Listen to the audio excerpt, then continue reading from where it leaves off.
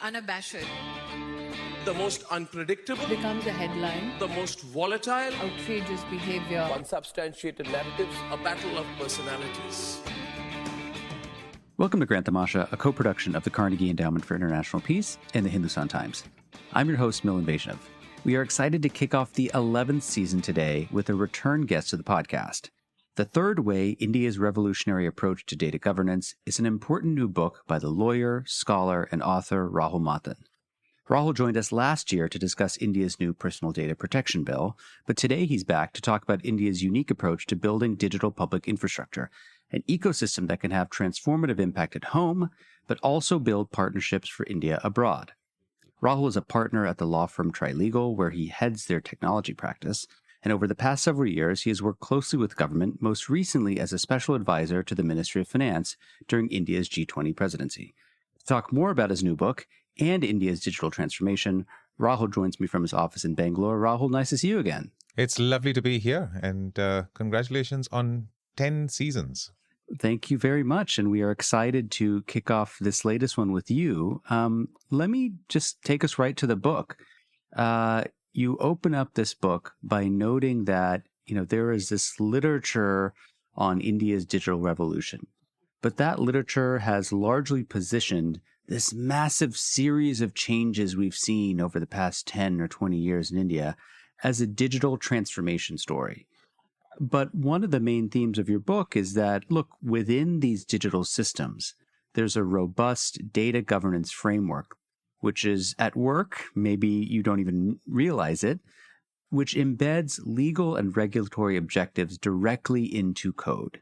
So, this is where I would like to start this conversation. Tell us a little bit about why India's digital revolution is more than just, greater access to bank accounts, better forms of identification, and mobile applications. What else is going on that maybe we've been missing? So, look, I think the point is that it is all of those things. It is, in fact, a remarkable digital transformation. And I think in the course of my analysis of this, and I've been working closely on the sidelines of this for over a decade and a half, a lot of the questions that were asked around this were questions around, what is the governance of this system? And of course, there are answers to it, which is, we've got legislations, we've got notifications, we've got regulations.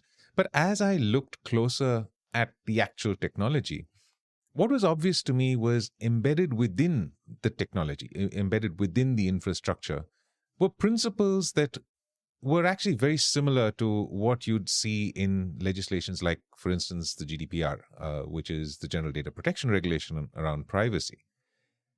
And it occurred to me that there was a way, and of course, I'm not the first person to say this. Over 20 years ago, Lawrence Lessig wrote a wonderful book called Code and the Other Laws of Cyberspace, where he said that in the internet, it is possible to actually regulate using protocols, because all of the internet responds to APIs and protocols and things like that. And if we want to regulate the internet and we regulate all of the digital sphere, we could do it using protocols, by shaping the behavior of the various participants of these ecosystems just by the actual code that they have to, by default, comply with. And as I looked at India's digital public infrastructure from that lens, it seemed to me that we had embedded a lot of the principles of various regulations, security, cybersecurity elements, privacy elements, perhaps even elements that could help with competition and consumer protection. We'd embedded all of those directly into the infrastructure in a number of ways, through the design of the infrastructure, through the way in which these infrastructure had been rolled out, using a unique public-private combination, and also through the institutions that were responsible for managing all of this. And so really, that's what the book talks about in some detail. It gets into this concept of, first of all, building out digital public infrastructure, but ensuring that digital public infrastructure responds to fundamental principles of the laws and regulations that apply to the sectors within which they operate. In thinking through how the world has tried to frame regulation, to mitigate, concerns about, privacy, surveillance, various breaches. In the book, you talk about sort of two seminal kind of prevailing models, right? And in many ways, these models are polar opposites of one another. On the one hand, you have the kind of laissez-faire, kind of Wild West model of the United States, where it seems that anything goes. And then you have on the other end of the spectrum a kind of regulatory intensive model of the European Union and their GDPR regulations, which you just referenced. Maybe you could just kind of start out before we get deep into the India model, giving us a sketch about these two ideal types. How do they work and how are they different? Sure. And look, I think none of what we have achieved with digital and perhaps where we are right now would have existed or happened if we actually did not have these two models. So let me be completely clear that this is in no way is some sort of a denigration of either of the models. I think when the internet was first formed, when it was growing, we needed the laissez-faire approach that the US adopted. And essentially what the US said was that this is a new nascent industry. It needs some sort of protection. And the forefront of that in many ways was Section 230 of the Communications Decency Act, which essentially gave an exemption to internet businesses from the sorts of liabilities that would otherwise have visited those businesses if they were the traditional brick and mortar business. And that gave those businesses sort of air cover to grow and develop into what we now know as large internet businesses. But it also gave rise to this concept of internet exceptionalism, the idea that the internet is a different place than the regular offline world, and so it needs some special dispensations. And from Section 230, various other areas of law also deployed a certain level of protection to these businesses. And as a result of that, we started seeing certain harms that society was suffering as a result. And we don't need to get into all of that, but in many ways, the regulatory heavy approach that Europe proposed was a sort of a way to counteract some of the excesses that resulted from the way in which the US had allowed internet businesses to grow freely. And so the European approach is very much defined by what you can and cannot do in various domains. And Europe has consistently maintained a very strong regulatory focus on the internet and digital, and it continues to do so, even as recently as late last year when they arrived at an agreement on how to regulate AI through the AI Act. So these two approaches, and once again, I want to give a full credit to other authors and scholars who've spent a lot of time on this. Anu Bradford has an exceptional book called Digital Empires, where she talks about these two, and she also talks about the Chinese model. And so these this analysis of the different ways in which regulation take place is not something that I'm contributing newly to the space. I think the new contribution, in a sense, is India's approach and India's particular techno-legal approach, which I think is a new and novel way to think about regulation, where both these two approaches haven't worked. I suppose that I should step back for a second and maybe ask you to walk us through what some of the risks are that regulation is meant to minimize, right? So it kind of gets to the question of why we need regulation in the first place.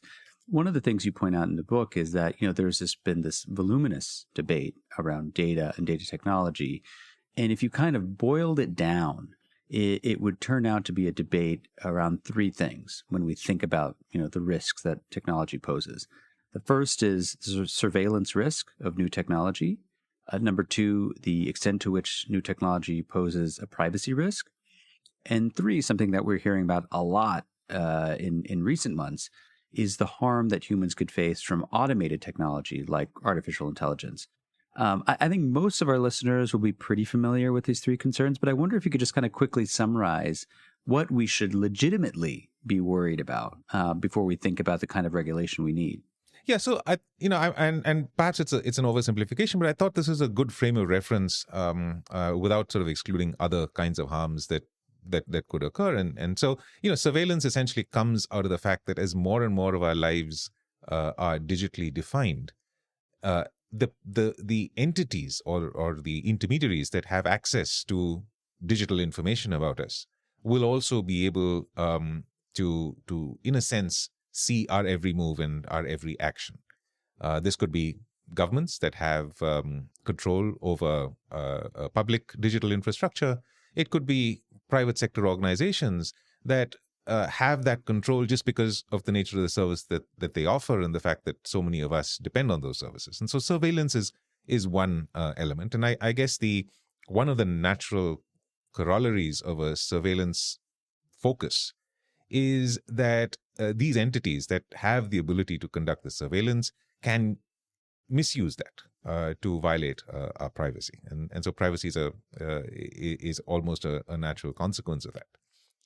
And then, as more and more of us, very often for reasons of convenience or whatever other benefits they offer, submit ourselves to automated decisions, and sometimes we do this thinking that all it would do is perhaps provide us recommendations of a movie to watch or a book to read, end up being subject to various types of harms. And many authors have talked about this. Shoshana Zuboff has talked about surveillance capitalism. Tristan Harris talks about the attention economy and how we're forced to keep watching things or engaging with platforms because the currency of the new world is our attention. Ellie Passer talks about things like echo chambers. All of these cause us unique types of harms that are they're unique because they would not have existed if it wasn't for this digital environment that we're all completely immersed in. And so I think those three things would be top of mind in terms of the harms that you would want to mitigate through any sort of governance framework. And any governance framework needs to keep these in mind as it looks to provide solutions. Let's kind of bring this conversation now into the kind of Indian context. And one of the main arguments of the book is that, look, the Indian model, as it's evolved over time, offers us a powerful third way that avoids perhaps some of the pitfalls associated with both the U.S. and the European models. And before we kind of get to some of the design principles associated with India's model, I want to just ask you a little bit about India's digital public infrastructure story. Again, I think most of our listeners are familiar with the term DPI, India's DPI approach, at some sort of macro level of abstraction. They might not be able to explain it kind of if you put them on the spot. Tell us a little bit about how we unpack the kind of essential ingredients, what you call the layers of India's DPI approach. Yeah, and once again, this is it's a frame of reference to think about this. And essentially, the way I describe India's DPI journey, and I think that this is perhaps universally applicable to any country that would go down this path, is in three essential layers. There is access, engagement, and empowerment, and I'll take you through each of them. The access layer in India was India's digital identity program called Aadhaar, which Aadhaar in Hindi means foundation, and very aptly, it is in fact the foundation for everything that comes after that.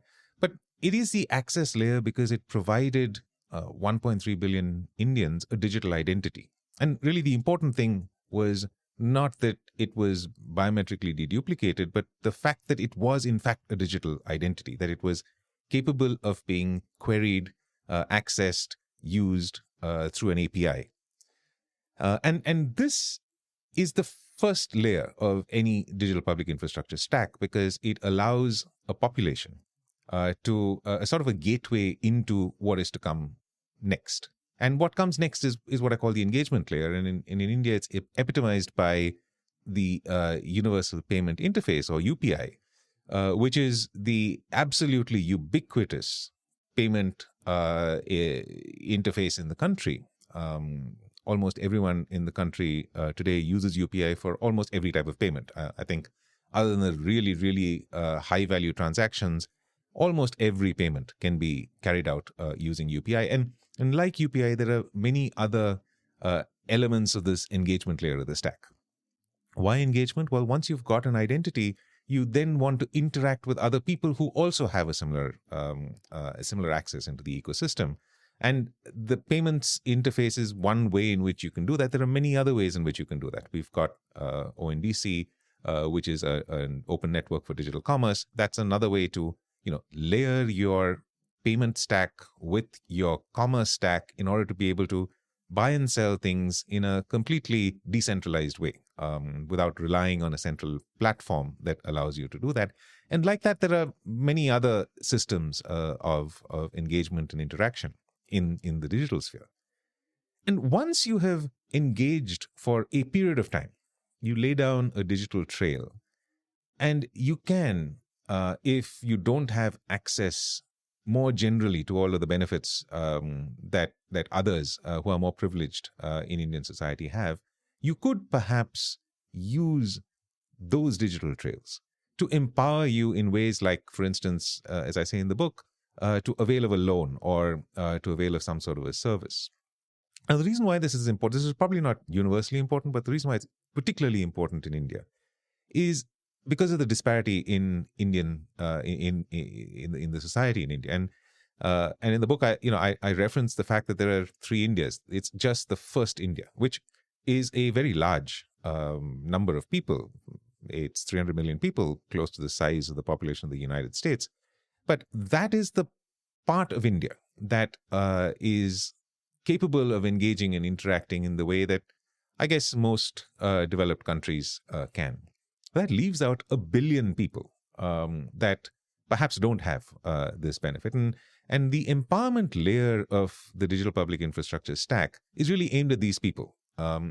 It's a way to allow them to use their digital engagement, the interactions that they do using the payments network, using the commerce network, and all of those other things, to perhaps offer some sort of digital evidence of their ability to pay, or their ability to engage in commerce, which could be used as a signal of creditworthiness by some fintech company or some company that's willing to use that as evidence of creditworthiness. Now, these are people who otherwise would not have been able to access credit, and we are, through this mechanism, empowering them with their own data, so that they can use that data to perhaps gain access to credit and better their lives. And so I think these 3 layers of the stack, at least from the lens that I'm looking at, is a way to think about digital public infrastructure. It's not that one needs to follow the other, or there's any specific sequence or anything like that. I think countries enter this this continuum, as it were, depending on what their requirements are, what their particular circumstances are. This is the path that India took for various reasons, and I think it neatly buckets the various elements of DPI into these 3 ways of looking at it, in order to also then think about how to regulate and govern it. One of the key features of the Indian model is that it's built on a series of open access protocols, which you argue allows for an approach that rests on sort of several modular, interoperable building blocks that have come to be known as India Stack. And I just want to pause for a second on the language that you use, because you emphasize in a couple of places that this Indian model, this Indian tech stack, is built on a series of protocols, and protocols are different from platforms. Tell us why that distinction is important. The problem with platforms is that, so look, there are many benefits to platforms. And I think that, a lot of what we take away from technology today is because there are platforms that provide those things to them. And so network effects are extraordinarily powerful. It allows buyers and sellers to come to a particular place, for buyers who otherwise would not have met the sellers for their niche product, to actually have a market for them, and things like that. But as much as all of these benefits exist in platforms, it allows the concentration of power in the hands of singular platforms that then go to dominate not just the country, but also the world. And And in that, there are some competition harms that we're all that are all evident to us, and there are other perhaps hidden harms that are not so obvious to us. And so the idea is, or the thinking was, is there a way in which we can get the benefits that platforms offer us through another mechanism that doesn't result in this sort of concentration and dependence on a single intermediary that manages the entire, say, commerce stack? And that idea was to use protocols, and protocols are part of all of India's stack. Essentially, a way these are digital ways to describe connections that can be made between disparate entities. And in the open network for digital commerce, it allows buyers and sellers without the need to intermediate transactions through a central platform to engage with each other. It also allows various new combinations of different types of services that would otherwise not be possible when you're relying on a platform, because the only way you work in a platform economy is when you do exactly as the platform tells you to do. There's a particular predetermined way in which you can engage with the platform, and that is the predetermined way in which everyone engages with the platform. It limits the amount of creative reinterpretations of the various commercial transactions that are possible. So using protocols has this benefit, and I think you mentioned building blocks. That's also very key to the protocol approach. You can actually layer different elements of the stack one on top of the other in different ways. You can daisy chain them in different ways to arrive at conclusions and outcomes that you want because you are doing this. And I think COVID put a lot of pressure on all countries around the world to spin up new solutions in very short timescales. And I think it was quite obvious that the countries that had digital public infrastructure in place, that had these building blocks in place, could very quickly spin up solutions to this extreme situation that we were all dealing with in a way that was actually more effective. And I think it's really at times of emergency that this sort of resilient architecture is extremely important.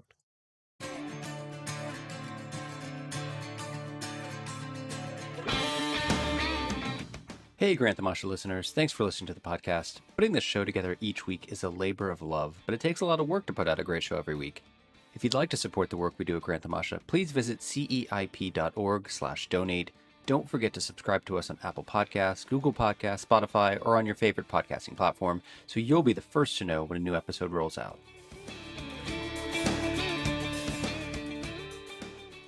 So could I just ask you kind of one follow-up on this point, which is in discussing the importance of protocols as opposed to platforms and how that thinking is embedded in the Indian model. You also talk about the unique relationship in the Indian case between three entities, right? The state or government, the private sector, and the kind of nonprofit sector. And I'm wondering if you could just help our listeners understand, how do you think about the contributions of these three kind of legs of a stool, if you think about it that way, in the creation of these protocols, right? What is the relative role or contribution of these three key actors?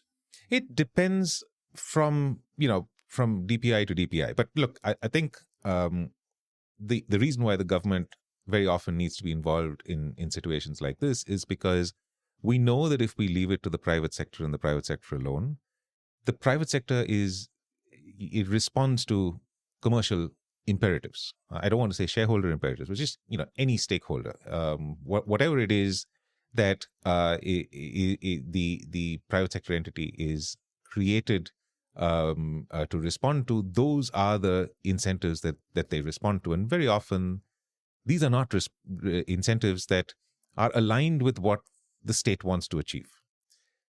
So it's important that the state is actually involved in the creation of the protocols, the rules, the regulations, the governance framework, and a lot of the elements of the stack, the tech stack, as it were. But the problem with the government is that the government is not, and I speak to government officials and they sometimes resist this, but probably only half-heartedly. Government is not good at innovation, and if you really want to have services that are constantly innovating at the pace at which digital innovates, you need the private sector to actually do that. And it's not just the innovation in the actual product, it's probably also innovation in accessing the market, in you're doing all the other things that are required for the deep dissemination of a particular product. And I mean, the best example, of course, is India's universal payment interface. If it was the government building out an app, it wouldn't have reached a tiny fraction of the population that it is currently reached. And so I think it was really important to have private sector players, Google Pay and Phone Pay in India, to actually roll this out at scale in the country. And these two, I think it's quite evident, but why the philanthropic sector? And I think that there are certain circumstances in which you need entities that are neither burdened by the constraints of the private sector, nor or rather have things that the government and the public sector don't have. And that, to me, is in sort of the standard setting organizations. And there are two types of standard setting organizations. You need technical standards because you need these protocols to constantly be updated, upgraded, either to reflect new products that the market is demanding or to reflect new evolutions in the technology and what technology offers. But also you need governance frameworks for each little microsector within which a particular digital public infrastructure operates. And of course, you can have an entire government machinery spun up to do that sort of micro governance, but it would be extremely powerful and more effective if you actually had sector-specific self-regulatory organizations work to provide that level of micro governance.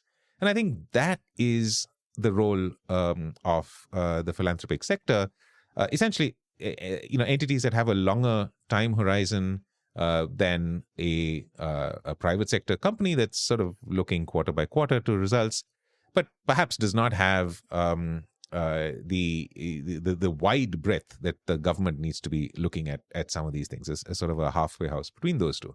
And I think if you look at India's the various elements of India's digital public infrastructure, there are these sorts of new entities that are quasi-government, have representation of all the various sector stakeholders, but which are operating from a non-profit basis that play an important role in the development and evolution of each individual DPI.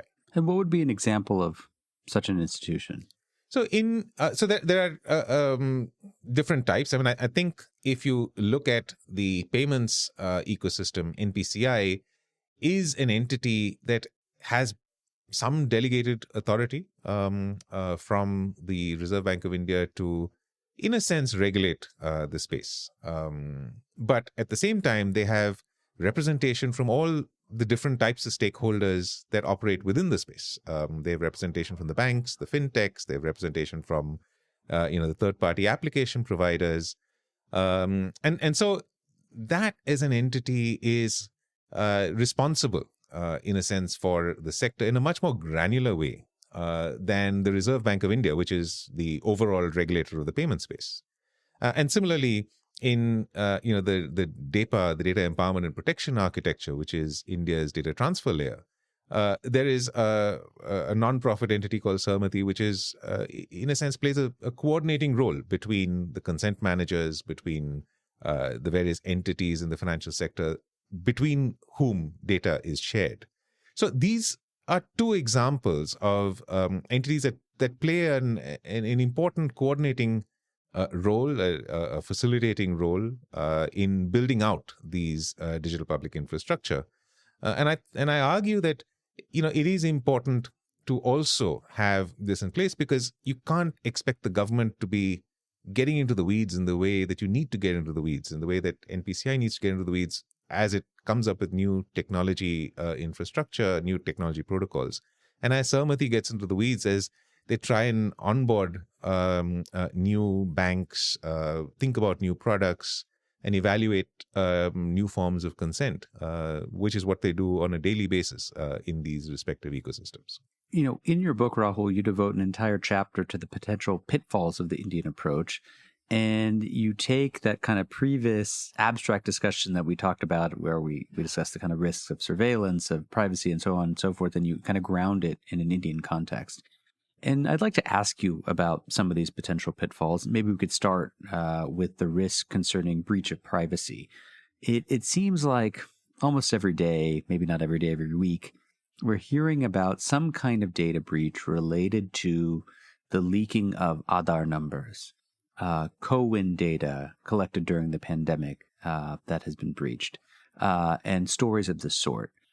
You have a very interesting passage in the book where you acknowledge these reports, but you say that much of the media coverage is pretty sensationalistic, and leads readers to take somewhat mistaken inferences about how severe these breaches are. Tell us why you argue in that way. So it depends on instance to instance. I don't claim to be able to have actually answered every single instance of leaks.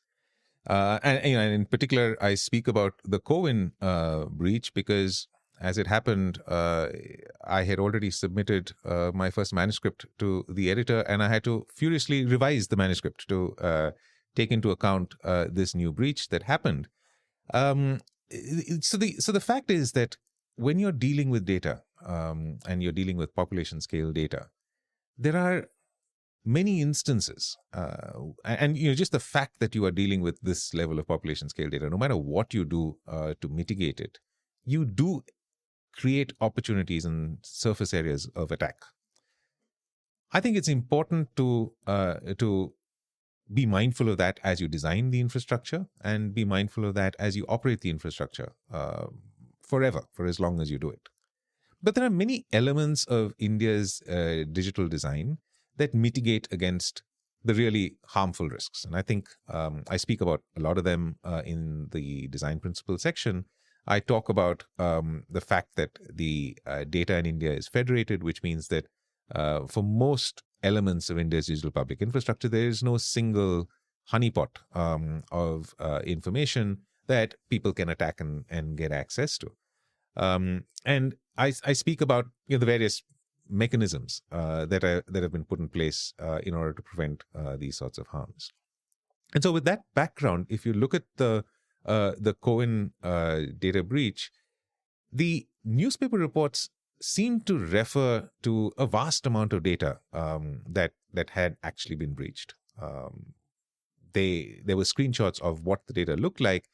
As I went into those screenshots, it was quite obvious to me that the data that comprised these screenshots had been put together, had been assembled, because the various fields had columns that don't normally occur in any one of these databases, but obviously they've been put together in almost an after the fact kind of way.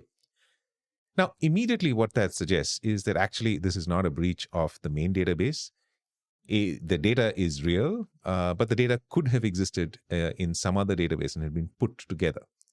And this, in this specific instance, to me was an indication of an overstatement of the actual risk. Now, once again, I don't want to say that there have been no data breaches, that there has been no harm that is caused as a result of it. I think there have been. But in case after case, when you look at it, it's in the hyperbole in which it is reported that the panic and the fear is caused. And I think that there is a responsibility that we all have to, as we think about this, as much as I am a proponent of this, I must engage and look at every allegation of a data breach because it could happen. But equally, the people who claim that there are data breaches have a responsibility to actually look into how bad that data breach actually is. And is it in fact the entire 1.3 billion Aadhaar users, or is it just one subset of that because there is a state that has some other use of data in which the Aadhaar number has been seeded, And it is just that smaller database that has been written. And sometimes I find that there is perhaps less of that nuance and that detail in the reporting, which is unfortunate. Let me ask you about another concern that people raise sometimes about India's DPI approach. And again, you take this on head on the book, which is the question of exclusion. That is, people not being able to access benefits they are entitled to because the digital infrastructure has broken down in one way or another. How worried are you that citizens, particularly poor citizens, might be left out of this sort of 21st century technology stack through no fault of their own because of infrastructure failures? Extremely worried. I mean, it just cannot be allowed to happen. We can't build digital infrastructure that leaves anyone behind.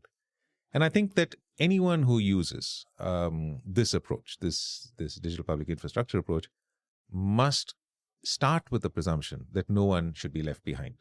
Now, having said that, the nature of any sort of digital transformation is that it takes time. As fast as digital is, as we roll out digital infrastructure, there will be elements of the population, and ever decreasing percentage, but still there will be a percentage of the population that is left out for various reasons. It could be either that the technology hasn't reached them, or it could be that infrastructure doesn't work that well. If you talk about digital technology, you're actually talking also about the underlying telecom infrastructure.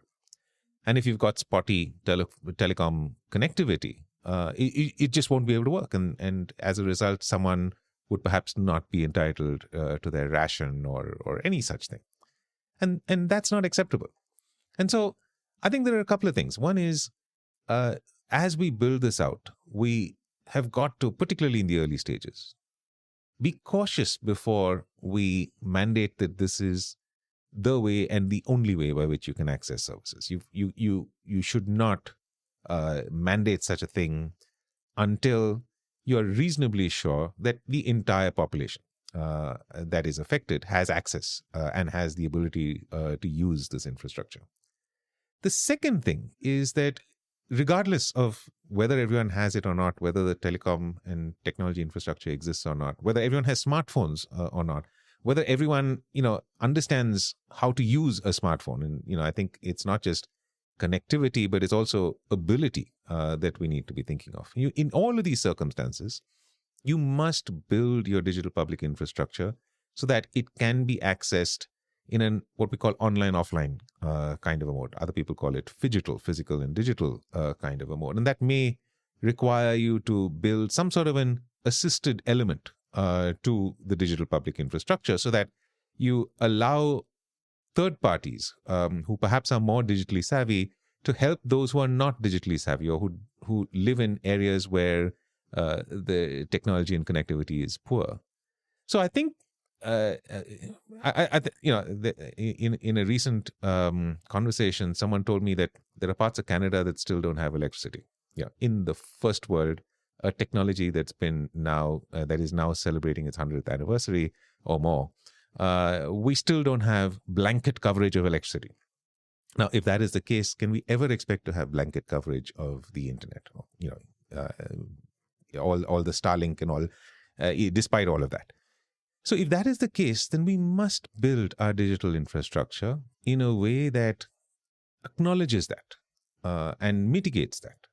And I think that is so. Just to cut a long story short, there are many ways in which India has done that. There's the extensive use of QR codes. So identity today, the Aadhaar identity can be authenticated using a digitally signed QR code. There are many other online, offline mechanisms that have been built into India's digital public infrastructure. And I think that anyone who does this needs to, it's almost incumbent upon them to take this into account as they roll out this new approach to digital transformation.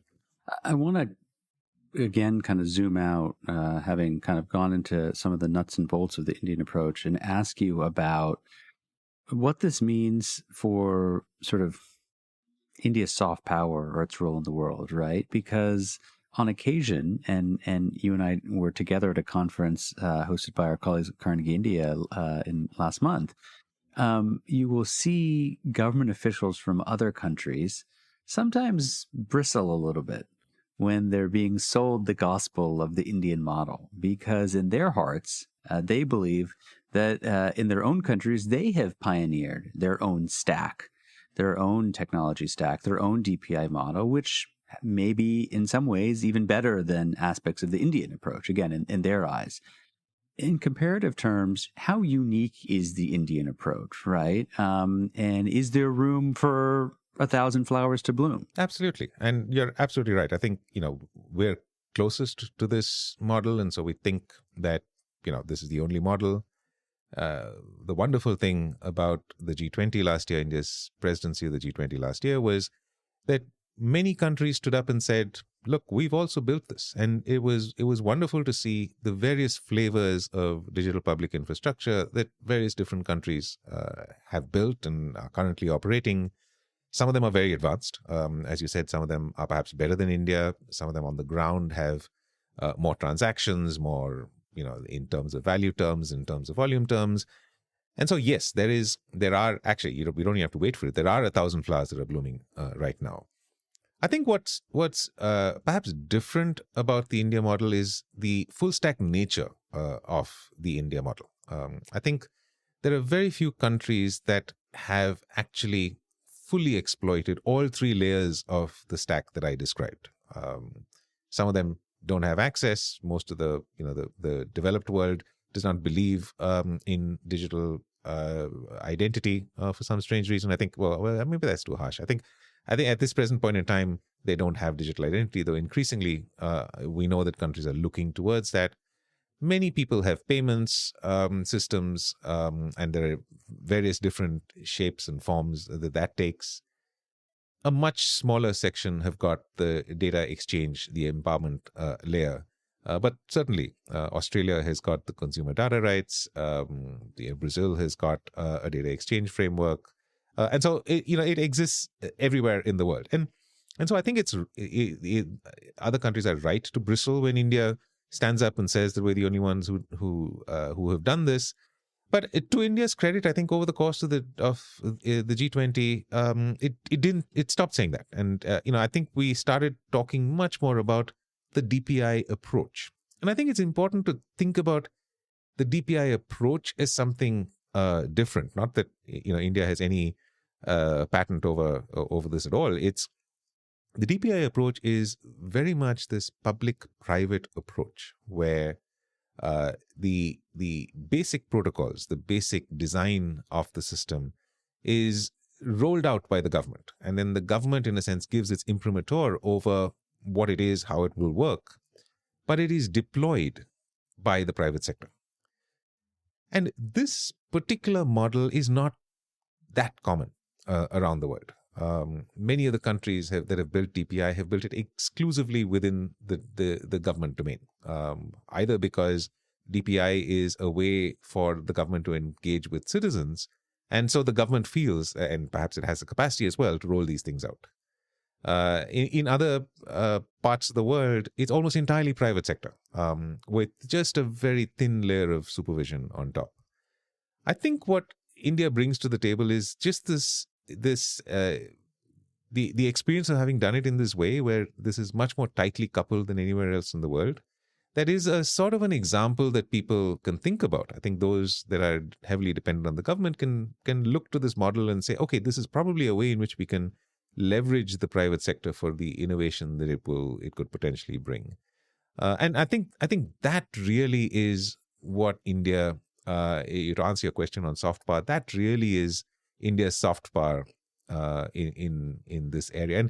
And this sort of goes back to the very first question you asked me, which is this idea of techno-legal governance. I think, this is all about really the governance of it. The systems, we can get vendors to build these systems. But if you get vendors to build these systems, you suffer from vendor lock-in and all of those other problems that come from giving one private sector entity, control over your identity infrastructure or something like that.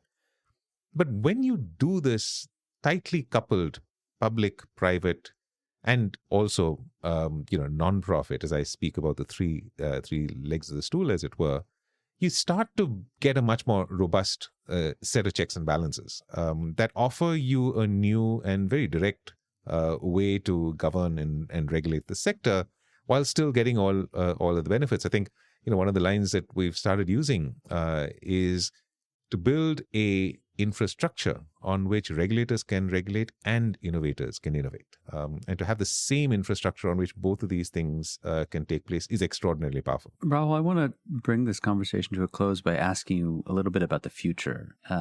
You've been involved in this world for many years, probably more than you want to count. As you look ahead, I want to ask you about the work that lies ahead. We know about, and we've talked about, the sort of digital pipes, quote unquote, India's built, the platforms which have been built on top of that, some of the exciting use cases that we see around us. But as you kind of look out and say maybe the next 5 or 10 years, what is the next set of milestones you envision for DPI in India? Well, if you're limiting me to India, I will be limited. So let me just broaden the question so I can get a broader answer. Sure. I think, so for India, of course, we will, I hope, continue to look to different sectors and different areas in which we can roll out new variations of DPI. We'll look for different types of DPI to build out. And I think there are a number of sectors in which this work is currently underway, and we will start to see different elements of that. But as a result of India's G20, a lot of countries have become interested in this DPI approach. And I think the immediate step post the G20 is to actually find a way in which we can enable these countries to actually adopt the DPI approach. This is not as easy as it sounds, because India has a lot of inherent advantages. It has a huge population, which means that it is much easier to roll these, to amortize the cost of these things. India also has a significant tech capability. And so, India doesn't have to rely on anyone else to do that. And I think as far as other countries are concerned, in our discussions, we've sort of spoken to countries with a population of, less than 100,000 people. And for these countries, they don't have the scale of population that sometimes justifies the level of expense that some of this DPI will have. And they don't certainly have the technical capability that India has, just, homegrown.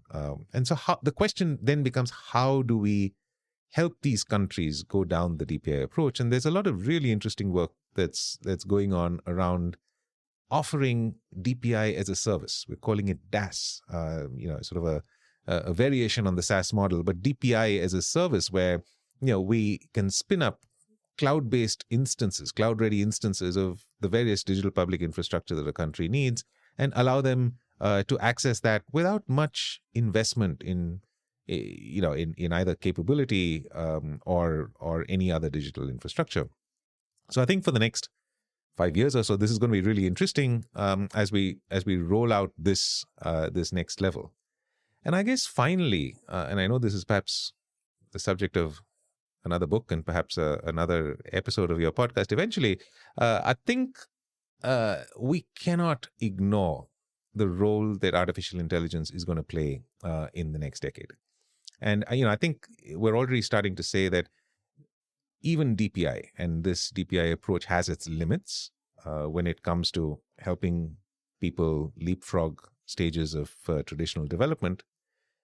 And the way to then take it even further is probably going to be through the use of AI. And so, if you layer artificial intelligence and actually very specific use cases of artificial intelligence on top of the digital public infrastructure, we're going to find, the next level of unlocking that currently even DPI is going to butt its head against. And, we've got some sense of what that might look like. But I think that's really going to be the interesting work that we do for the next decade or so. My guest on the show this week is the lawyer Rahul Matthan. His new book is called The Third Way, India's Revolutionary Approach to Data Governance. Justice Sri Krishna, who chaired a multi-year effort to draft Privacy Law for India, said Rahul's book, quote, held my attention better than a mystery novel, end quote, which is perhaps the sweetest words of praise one could hope for writing a nonfiction book like this. Rahul, it's a pleasure always to talk to you. It's a pleasure to read you. Thanks so much for taking the time, and congrats on the new book. Thank you so much, Milan. Thoroughly enjoyed this conversation. Grant Tamasha is a co-production of the Carnegie Endowment for International Peace and the Hindustan Times. This podcast is an HT Smartcast original and is available on htsmartcast.com. You can also find us on Apple Podcasts, Google, Spotify, or wherever you get your podcasts. Don't forget to rate and review. It helps others find the show more easily. For more information about the show and to find the writing we mentioned on this week's episode, visit our website, granttamasha.com. Tim Martin is our audio engineer, and Mira Verghese is our executive producer. Thanks for listening, and see you next week.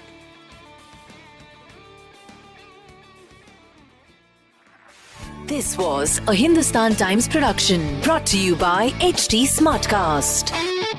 HT Smartcast.